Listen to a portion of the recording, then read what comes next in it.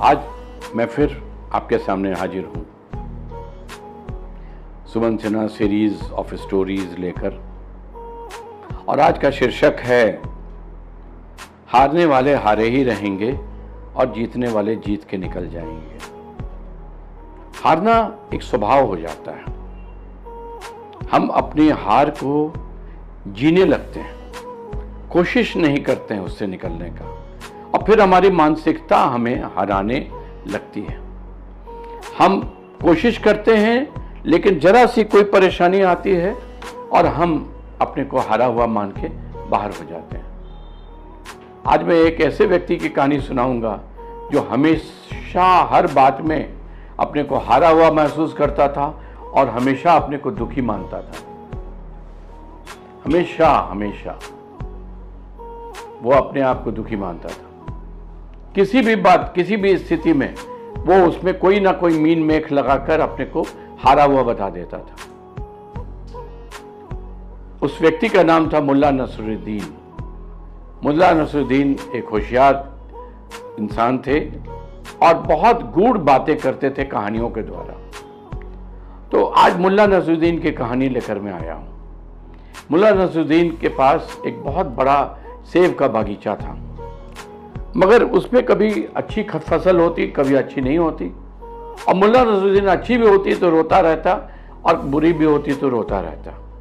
एक बार कुछ ऐसी बात हुई कि उसके बहुत पेड़ों में सेब आया, मतलब आप समझ लो कि बहुत ही लाजवाब उस बार फसल आया सेब का।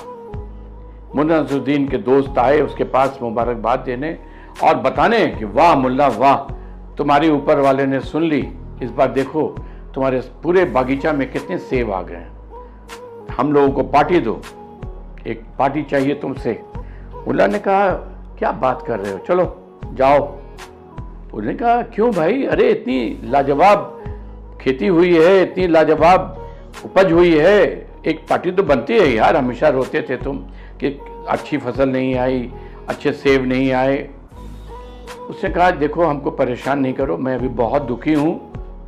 बोले अब क्या दुख है भाई, अब तो इतनी बढ़िया फसल हुई है, इसमें दुखी क्यों होना है। उसने कहा तुम लोग को नहीं समझ में आएगी, तुम्हारे पास कोई सेब का बाग है क्या, तुम्हारे पास घोड़े हैं क्या, मेरे पास दोनों हैं, मैं जानता हूं कितनी परेशानी होगी। दोस्तों ने कहा परेशानी, क्या परेशानी होगी।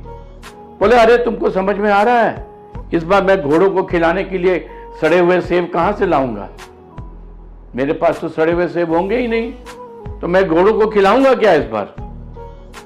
अब आप देखिए मजेदार बात, मुल्ला ने उतने अच्छे फसल में खुश होने के बजाय उसमें भी एक कारण निकाल लिया दुखी होने का, और बोलता है कि सड़े हुए सेब कहां से लाऊंगा घोड़ों को खिलाने के लिए। लाजवाब है ना ये बात। यही हमारी जिंदगी है, आप जिस तरह का विचार रखेंगे आपके जीवन में वैसे ही कहानियां बनने लगेंगी। कहते हैं ना जैसी दृष्टि वैसी सृष्टि। आपकी दृष्टि आपके सृष्टि का निर्माण करती है, इसको याद रखिएगा। छोटी मोटी कहानियां लेकर आता हूं, उम्मीद है इन कहानियों से आपको फर्क लगेगा, मजा आएगा। Thank you very much.